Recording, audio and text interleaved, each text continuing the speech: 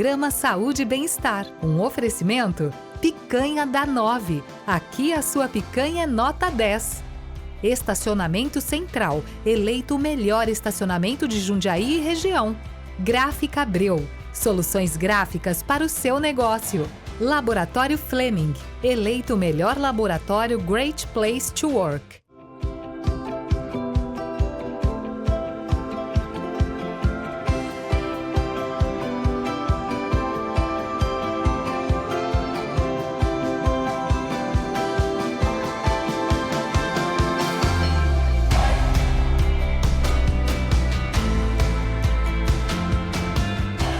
Seja muito bem-vindo à Saúde e Bem-Estar com Marcelo Menino, outro programa inédito. Nós vamos falar hoje sobre saúde intestinal.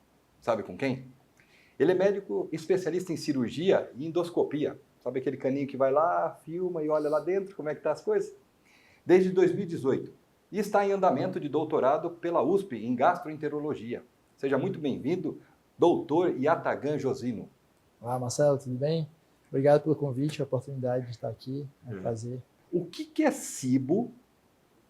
Que eu não sei o que é SIBO. Explica o que é SIBO para a gente poder ter uma saúde intestinal adequada. Então, cara, na verdade, a SIBO é uma sigla em inglês, né? Falando de definição mesmo. SIBO é uma sigla em inglês que significa supercrescimento bacteriano no intestino delgado. Então, supercrescimento de bactérias no intestino delgado. Né? Mas, na verdade, assim, saindo um pouquinho do Medicaid, né? E entrando mais no que causa de sintomas, né? A SIBO, esse supercrescimento das bactérias no intestino, ele vai causar uma alteração no metabolismo, né? na digestão e na metabolização dos alimentos quando você come. Né?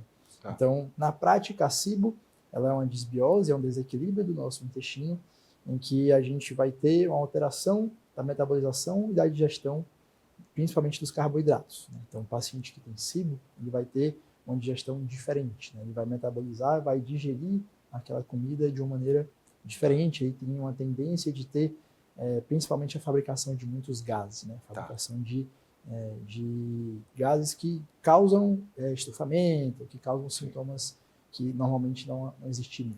Então, na realidade, é uma população de bactérias, que nosso intestino é cheio de bactérias, não é isso? Uhum. E aí ela começa a crescer muito. Então, na verdade, para a gente entender a SIBO, é importante a gente entender o que significam essas bactérias, né, no nosso intestino. É o conceito de microbiota. Né? Tá. O nosso intestino, na verdade, todo o nosso trato gastrointestinal, ele é povoado por bactérias. Desde a boca até o final do intestino, lá no ânus, né, a gente tem uma população de bactérias que moram ali e vivem em equilíbrio no nosso intestino. Né? Então, essa relação é a relação de benefício mútuo, que a gente chama de comensalismo. Né? Comensalismo. Isso, é uma relação onde o nosso intestino, né, nosso corpo oferece alimento, oferece proteção, né, oferece ali um ambiente para aquelas bactérias existirem, né, são bactérias que vivem em harmonia com o nosso organismo, e em troca essas bactérias elas dão coisas em troca para a gente. Né? Então elas auxiliam a nossa digestão, elas protegem o nosso intestino de outras bactérias que podem causar doenças, né? Nós chamamos de bactérias patogênicas. Né? Tá. Então se existe uma população de bactérias ali que vive em harmonia com o nosso corpo, eles impedem, né, dificultam que bactérias que causam doenças façam ali algum tipo de proliferação maior, né? Se dividam, se multipliquem de maneira mais fácil e causem doenças, né? Tá. E além disso, essa microbiota ela também produz substâncias que ajudam no nosso metabolismo, né? No nosso organismo, facilitam o funcionamento do nosso organismo mesmo. Né? Tá. Então, por exemplo, existe influência da microbiota no funcionamento do nosso cérebro, né? Então, alterações da microbiota estão envolvidas com ansiedade, com depressão, né? Você pode ter alterações também da microbiota influenciando o controle da glicemia, né, a ação da insulina. Legal. Então, você ter uma microbiota equilibrada é importante para o seu organismo funcionar de maneira eficiente, né, funcionar de maneira equilibrada. Né? Então, essa microbiota ela existe e ela serve como uma maneira do nosso organismo se manter mais estável. Né? Então, o supercrescimento é uma quebra desse equilíbrio, né? Uma quebra desse equilíbrio da nossa microbiota intestinal. Pela existência de algum fator que quebra esse equilíbrio, né, essas bactérias elas podem ter facilidade de se proliferar. Não necessariamente bactérias que causam doenças, né? Até essas bactérias mesmo boas, né, que que vivem em equilíbrio, por alguma alteração no nosso intestino, elas podem achar ali um ambiente propício para que elas se manifestem, se multipliquem demais. E você tem um excesso de bactérias que vai atrapalhar esse metabolismo. Doutor Yatagami, você falou então que tem as bactérias que vivem em equilíbrio, né? Eu já vi que várias vezes o doutor costuma pedir aquele exame que é a análise sequencial de DNA nas fezes, né? Isso. Que aí você olha as bactérias todas, né? Esse é um exame de análise sequencial nas fezes, né? Isso. Que aí você vê a microbiota toda. Perfeito. E aí você disse que a SIBO é quando há um desequilíbrio. Então há um supercrescimento de bactérias, que são os carboidratos. Tem mais afinidade pelos carboidratos, é isso? Isso. Na SIBO, especificamente, você vai ter um supercrescimento de bactérias que metabolizam mais o carboidrato. Então, quando você vai comer carboidrato, se você tiver uma SIBO, né, se você tiver um supercrescimento bacteriano, acaba que esse substrato, né, que a gente chama, esse carboidrato, ele vai ser metabolizado por essas bactérias e vai fabricar muito gás, né, principalmente gás hidrogênio. Né? Então, o sintoma no paciente, quando tem SIBO, além de gases, tem outros sintomas? Quais são os sintomas que o SIBO dá no paciente, a pessoa que está ouvindo lá em casa? Fala, olha, posso ter SIBO, né? E aí, quais são os sintomas? Então, na verdade, os principais sintomas de SIBO, para quem está em casa e tentar identificar, né, se tem alguma alteração parecida com isso, o sintoma principal, realmente, o mais comum, vai ser distensão abdominal. Né? Quando você come lá, tem aquela distensão, aquela barriga fica estufada, né? Aí quando a pessoa fala que comeu um boi? Tipo isso, é uma das causas disso, né? Existem outras causas também, mas pode ser SIBO sim, né? Mas às vezes come só um pedaço de pizza, isso, né? E a pessoa uma fala, pizza, um pão, às vezes leite, né? Então, existem outros sintomas também, né? Que podem ser atribuídos a SIBO, né? Como, por exemplo, dor abdominal, você pode ter diarreia, né? Principalmente aquela diarreia mais aquosa, mais explosiva, né? Que sai com muita pressão por causa dos gases. Sim. Isso é uma coisa que é muito atribuível a SIBO também, né? Então, apesar de poder, em outro espectro da doença, a gente tem também prisão de ventre associada a SIBO, né? Então, existe toda essa variação de sintomas aí, mas são sintomas mais comuns de SIBO, né? Só que a gente pode atribuir mais constantemente a SIBO, né? Mas mais importante, além dessa questão dos sintomas, né? É você identificar se você tem algum fator de risco que predispõe você a ter SIBO, né? Então, existem uma série de fatores ali que a gente, às vezes, tem no nosso intestino que facilita que você desenvolva a SIBO, né? Então, por exemplo, você que tem uma cirurgia bariátrica, você que toma medicações antiácidas, como, por exemplo, omeprazol, pantoprazol, né? Você que tem uma constipação muito forte, você que fez alguma outra cirurgia abdominal, né? Que, às vezes, o intestino mudou ali o funcionamento, uma cirurgia grande, por exemplo, sei lá, uma cirurgia de urgência, até uma cirurgia de câncer, alguma coisa assim. Todas essas abordagens são fatores de risco para você desenvolver uma SIBO, né? Então, esse tipo de paciente tem uma chance maior, um risco maior de desenvolver uma SIBO. Então, é uma coisa para não só o paciente, mas até os outros médicos mesmo estarem com um nível de suspeita maior. Tá. E como que eu faço para ter um diagnóstico de SIBO? Tá? Então, o paciente tem essas alterações intestinais, né? Você disse que pode ser muitos gases, mas ao mesmo tempo também pode estar muito preso. Isso. Então, e aí como que a gente faz um diagnóstico? Como é que o doutor consegue chegar, olha, nós temos aqui SIBO, e depois eu quero perguntar sobre o tratamento. Então, na verdade, o diagnóstico ele parte primeiro da suspeita, né? Nós identificamos aí o paciente que tem um quadro clínico parecido, então todas que a gente já comentou, de uma digestão que não funciona tão bem, né? Uma distensão abdominal importante, com queixas de diarreia, especialmente associada a alimentos muito ricos em carboidrato, né? Então, a gente, quando identifica esse quadro clínico, principalmente se houver aí um fator de risco associado, então se esse paciente tem esse quadro clínico parecido com uma SIBO, mas também tem um uso de omeprazol, ou se fez cirurgia, né? Esse paciente tem um risco muito alto, né, de ter SIBO, aí a gente parte para uma investigação diagnóstica já, né? O exame mais comum, assim, mais fácil da gente fazer é um exame não invasivo, né? Que é o teste do hidrogênio expirado. Como é que funciona isso? O paciente ele come um carboidrato, né? Um carboidrato geralmente é lactose, né? E aí esse carboidrato ele vai ser digerido e a gente vai medir a quantidade de hidrogênio que vai sair na respiração do paciente. Por quê? Esse paciente que tem SIBO, ele vai metabolizar aquele carboidrato e vai fabricar muito hidrogênio. Parte desse hidrogênio vai ser absorvido e vai ser expelido pela respiração, né? Então, o paciente que tem SIBO, ele vai ter altas doses ali de hidrogênio depois de fazer o consumo desse carboidrato, né? Isso é um método não invasivo. Desculpa uma curiosidade, não necessariamente é uma questão de mau hálito, a questão é do hidrogênio, é aquela molécula... na verdade, você nem vai ter mau hálito, é inodoro, né? Inodoro. O hidrogênio. Aí sopra num aparelho, e esse aparelho vai medindo a quantidade de hidrogênio que foi em reação ao carboidrato ingerido. Perfeito, exatamente. Naturalmente, você vai ter um pouco de hidrogênio ali em todos os pacientes, né? Mas o paciente que tem a SIBO, né, que tem uma metabolização maior desse carboidrato e transformação em hidrogênio, ele vai ter altas taxas aí de hidrogênio nesse teste, né? Existem outros exames, né, que são mais invasivos, né, que a gente pede mais em casos mais difíceis de diagnosticar, casos mais graves, né? Às vezes você pode fazer endoscopia com biópsia, cultura, mas esses são realmente casos mais selecionados, né? Sobre o que você falou, interessante sobre o... Eu queria que você falasse para a gente o tratamento e sobre o que eu falei, mas daqui a pouco nossos comerciais, porque já deu tempo, o tempo voou e não parece, mas já um bloco já foi, a gente volta para o segundo bloco, para o doutor Yatagan explicar para a gente como que é o tratamento disso e explicar mais sobre a microbiota e o coprobiome e também os exames coprológico funcional também, que é a dúvida que nós temos lá. E agradecer ao nosso novo patrocinante, a Gráfica Abreu, que além de soluções inteligentes, ajudou a gente lá do Flame a economizar com umas dicas de envelope mais baratos. Então, obrigado à Gráfica Abreu por confiar no trabalho nosso. A gente vai para o break e já voltamos já.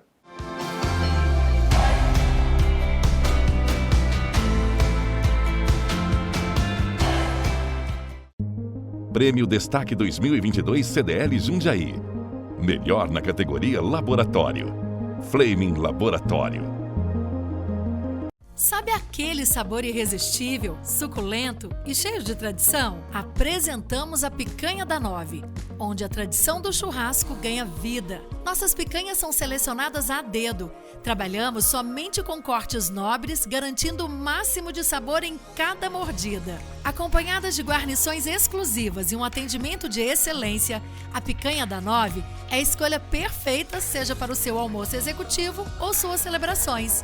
Picanha da 9, onde a picanha é nota 10. Venha nos visitar hoje mesmo e descubra o autêntico sabor do churrasco. Avenida Pedro Blanco da Silva, 608, Anhangambaú, Jundiaí.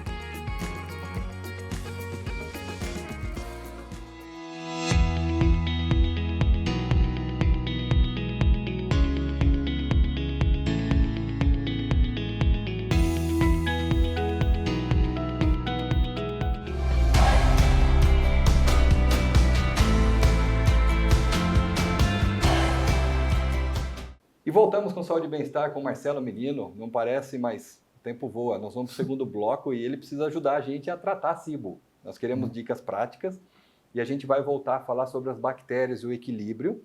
E o desequilíbrio volta a SIBO, né? Nós mostramos aqui um exame, que é o coprobiome, tá? É uma patente do Fleming, mas também tem outros laboratórios que têm análise sequencial de DNA nas fezes. Então, as fezes, você pega as fezes e pega todas as bactérias que tem através de um sequenciamento de genética, tá bom?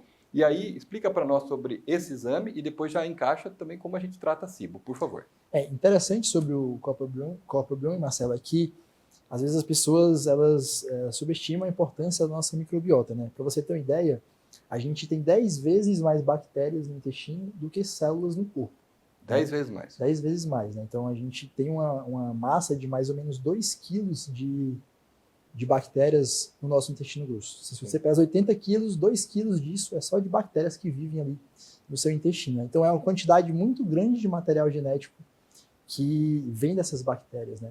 Sim. Uma parte considerável do material genético que tem dentro do nosso corpo é dessas bactérias, né? Então aí é que é interessante o coprobiome, né? Porque ele faz uma análise justamente da população de bactérias que você tem na sua microbiota intestinal, né? Sim. Não só na SIBO, como em outros tipos de desbiose, né? Outros tipos de desequilíbrios. Nós podemos identificar quais bactérias são essas, né? Essas bactérias que são fermentadoras, né? São bactérias específicas, então a gente consegue identificar no microbioma, né? Além de outros tipos de desbiose mesmo. Né? Existe um equilíbrio entre firmicutes e bacteroidetes, não é? Isso é uma coisa que varia muito de paciente para paciente, né? A microbiota, ela de certa forma tem uma espécie de digital, né? De impressão digital, de tanto que muda de paciente para paciente. Né? Tá. Mas existem coisas assim que são mais básicas, assim, que a gente precisa obedecer, né, na microbiota, e a proporção, principalmente de firmicutes, é mais importante, que são bactérias que mantêm ali as outras bactérias Sim. em populações controladas. Tá. Entende? E qual que é o tratamento para a pessoa que tem essa distensão abdominal, ou tem muito gases, ou aquelas fezes diferentes que você falou que às vezes são explosivas, Sim. ou constipação? Qual que é o tratamento disso e quando que essa pessoa tem que procurar já um médico para poder cuidar da sua saúde intestinal? Como o doutor disse, é vital por uma questão até de cérebro, né, de ansiedade e outras coisas, parte imunológica, tudo. Então, fala um pouquinho para nós do tratamento e quando procurar médico. Então, uma vez que a gente tem um diagnóstico, né, de SIBO, é importante a gente fazer, são 3 pilares, na verdade, do tratamento. Né? Tá. Primeiro, é importante você identificar qual que é o fator que está levando a esse superaquecimento bacteriano. Né? Então, como eu expliquei aqui, a gente pode ter uma diminuição da acidez gástrica, né, que a gente chama de hipocloridria, talvez por estresse crônico, né, às vezes pelo uso de medicamentos ou cirurgias abdominais, né, a própria cirurgia bariátrica, né, você tem uma diminuição muito grande do volume do estômago, então você fabrica muito menos ácido, isso facilita a proliferação de bactérias, né? Tá. Então a identificação e tratamento dessa causa, desse fator de risco que propicia, né, o supercrescimento bacteriano, é importantíssimo para, principalmente, evitar que isso se perpetue e você tenha de novo uma SIBO, né? Além disso, uma outra parte importante é você diminuir essa população de bactérias, né? Então você tem que literalmente matar uma parte dessas bactérias, e a gente faz isso usando antibióticos, né? O principal antibiótico que a gente usa é a rifamicina, né? Que é um tratamento que a gente, literalmente é uma das poucas indicações aí que a gente tem antibiótico que é legal para o intestino, né? Especificamente, os antibióticos são péssimos para a saúde intestinal em geral, né? Tá. Mas nessa circunstância específica, às vezes a gente tem que usar um antibiótico para controlar um pouquinho essa população, né? E aí, uma outra medida muito importante é você fazer uma dieta baixa em FODMAPs, né? Que a gente fala. Baixa em? FODMAPs. Os FODMAPs é uma mnemônica, né? Enfim, é uma série de alimentos que são ricos em carboidratos fermentáveis, né? FODMAPs, o nome. Então são disacarídeos, oligosacarídeos, polióis, né? Alguns adoçantes, todos esses alimentos, eles são ricos em substratos fermentáveis. Então quando você come isso, você está literalmente alimentando ali aquelas bactérias da SIBO, e aí uma dieta com poucos FODMAPs ela vai melhorar muito essa distensão, né? E o estímulo para essas bactérias crescerem. Então esses 3 pilares aí são os principais para a gente tratar uma SIBO. Recapitulando você aí, eu anotei. Primeiro é identificar se talvez é um antiácido, alguma coisa que você está, uma cirurgia que está atrapalhando sua acidez ali no estômago, né? Desequilibrou a acidez, já vai bagunçar tudo lá embaixo, certo? Exato. Depois, se essas bactérias estão muito grandes, você vem lá como se fosse uma exterminadora, uma metralhadora de bactérias de SIBO. Você vai lá e destrói o excesso de microbiota. Perfeito. E depois você previne o paciente, né? É uma prevenção, né? Para não voltar a ter SIBO, ele diminuir a ingestão de sacarídeos. Isso. Que você chamou o outro nome, como é que chama? FODMAPs. FODMAPs. FODMAPs, né? Na verdade, não é nem prevenção, né? Serve como prevenção também, mas o próprio tratamento, né? Já para diminuir os sintomas do paciente, você já faz uma dieta com poucos FODMAPs, para ele não ficar tão distendido, ter tanta diarreia. Então já começa, logo que você tem um diagnóstico, já começa ali a tratar com uma dieta adequada. Né? Tá bom. Eu percebi também que o doutor tem especialidade em endoscopia. Isso. Né? A endoscopia, ela é indicada em que casos? No SIBO, não, né? Na SIBO, sendo bem rigoroso mesmo, na SIBO a gente vai pedir uma endoscopia só nesses casos que a gente tem muita dúvida diagnóstica, né? Que o teste do hidrogênio foi inconclusivo, né? E aí a gente pode fazer um teste mais invasivo, com uma biópsia, uma cultura de aspirado, né? Então é um exame bem mais invasivo para a gente tentar diagnosticar uma SIBO nesse caso, né? Mas realmente, eu nunca precisei fazer, né, algo parecido, mas existe essa indicação na literatura. Né? Mas pensando na SIBO seria essa, né? Mas aí, uma indicação de endoscopia, né, são várias indicações, né? Quando a gente tem suspeita aí de um sangramento, ou muita queixa de queimação, uma queixa de refluxo, né? São várias indicações aí que a gente pode ter de endoscopia. Na SIBO é um exame que fica mais para casos difíceis de diagnosticar. Então, o diagnóstico da SIBO é o hidrogênio expirado. Isso, o teste do hidrogênio expirado é o teste mais disponível, né? É o teste de indicação para poder chegar a esse diagnóstico. O teste mais utilizado. Então, primeiro é a clínica, né? Você vai para o diagnóstico clínico, você tem esse olhar, depois confirma com o teste de SIBO, o teste de hidrogênio expirado. Isso, exatamente. Essa é a sequência mais utilizada que a gente tem. Aí, nos casos muito difíceis, a gente pode fazer uma endoscopia com esse aspirado, mas realmente é a exceção da exceção. Tá. Eu tenho uma dúvida, vou aproveitar que o doutor está aqui, tá bom? Muito se falava, principalmente que o doutor tem essa especialidade, sobre o H. pylori, né? H. pylori é uma bactéria. Me explica um pouco como que hoje como que se lida com o H. pylori, se hoje trata ou não trata, o que ele pode causar no nosso organismo, aproveitando porque muito se falava desse H. pylori e eu quero saber agora como que está a atualidade, atualizado isso. Então, na verdade, o H. pylori ele é uma das poucas bactérias que consegue sobreviver no nosso estômago, né? O estômago ele é um ambiente extremamente inóspito, né? Ele tem uma quantidade de acidez muito grande, então poucas bactérias conseguem sobreviver ali, mas o H. pylori, entre outras, consegue sobreviver, né? E o grande problema é quando você tem um crescimento exagerado do H. pylori, né? Da população de H. pylori, quando ela aumenta muito a população dela naquele estômago, né? Então, quando você tem, por exemplo, a diminuição da acidez gástrica, isso pode facilitar o H. pylori. Algumas doenças mesmo, como por exemplo a gastrite atrófica, né? São algumas condições ali que facilitam que esse H. pylori ele se prolifere e aumente ali a população dele. E esse aumento da população pode causar malefícios para o nosso estômago, né? Então aí a gente tem diversas consequências aí do H. pylori que podem trazer malefícios para a nossa saúde, né? Pode diminuir a absorção de nutrientes, né? Aumenta a chance de câncer de estômago, aumenta a chance de você ter, por exemplo, uma úlcera gástrica, né? Tá. Então, o H. pylori, ele, principalmente quando ele está uma população muito alta no seu estômago, né? Você vai ter uma quebra importante no equilíbrio do estômago e no funcionamento desse estômago em geral, né? Então, na prática, na grande maioria dos casos que a gente tem, por exemplo, um teste H. pylori positivo, a gente vai precisar tratar. Tá. Nesse caso. Para o pessoal que está em casa, porque às vezes ele acha que tem só uma dorzinha de estômago, sabe? Uma gastrite e tal, como não caiu bem, e começa a fazer muito uso de antiácido, essas coisas.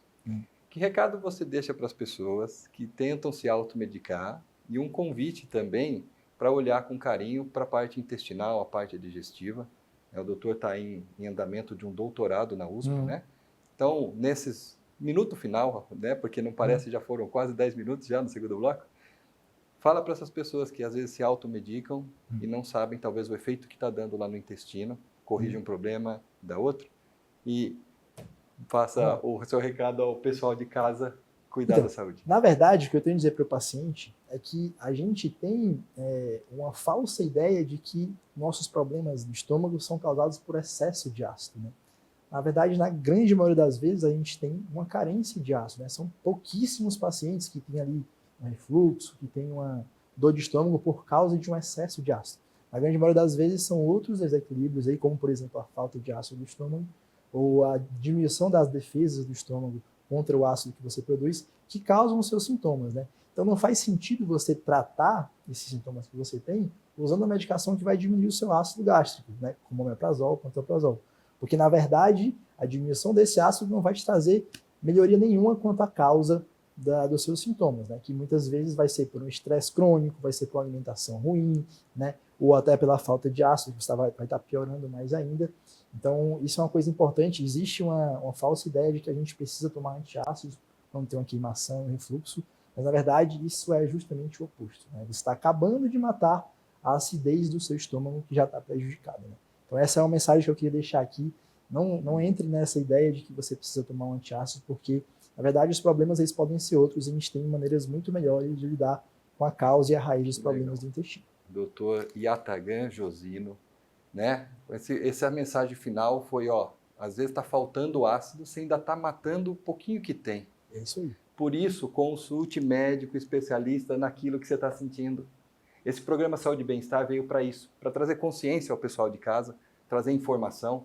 Yatagan Josino, ele é médico especialista nisso, ainda faz exame de endoscopia, está terminando de gravar aqui, já tem um paciente esperando no hospital, não é isso? É isso aí. Tô certo, doutor? Tem que correr para lá. Mas eu quero agradecer seu tempo, parabéns pelo seu trabalho, obrigado pelas suas pela informações oportunidade. úteis. Prometo que se eu tiver alguma coisa, eu vou tomar um dia antiácido, mas depois eu vou procurar, não vou ficar tomando todo dia, né? Obrigado, parabéns pelo seu trabalho, doutor Yatagan Josino.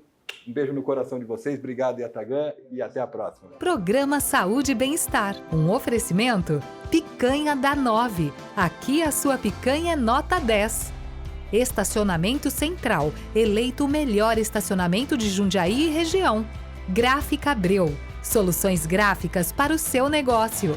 Laboratório Fleming, eleito o melhor laboratório Great Place to Work.